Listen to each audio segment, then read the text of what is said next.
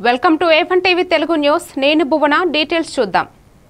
బాపట్ల జిల్లా డాక్టర్ బాబాసాహెబ్ అంబేద్కర్ విగ్రహాల జోలికి వస్తే సహించేది లేదన్నారు బహుజన సమాజ్ పార్టీ బాపట్ల జిల్లా అధ్యక్షులు జి రాజారావు.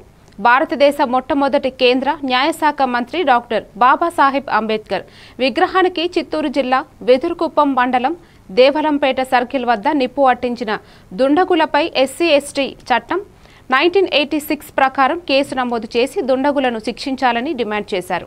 ఈ కార్యక్రమంలో నియోజకవర్గ మహిళా అధ్యక్షురాలు పాలపర్తి సత్తమ్మ, పట్టణ అధ్యక్షులు నల్లమోతు సామ్యుల్ జాన్సన్ తదితరులు పాల్గొన్నారు.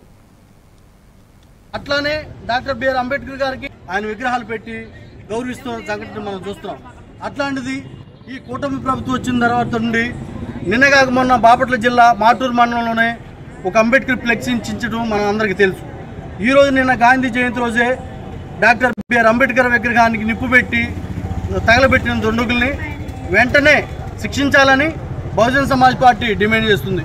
అదేవిధంగా గత ప్రభుత్వంలో వైసీపీ ప్రభుత్వంలో అట్లానే డాక్టర్ బిఆర్ అంబేద్కర్ గారికి అవమానాలు జరిగినాయి.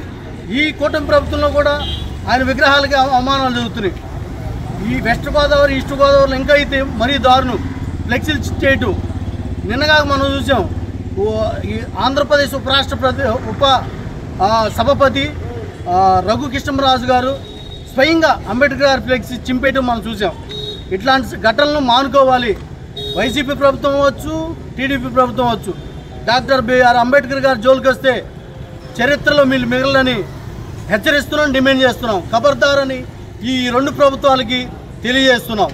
బహుజన Samaj party doctor BR Ambedkar గారికి ఏ చిన్న అవమానం జరిగినా బహుజన సమాజ్ పార్టీ ముందుది.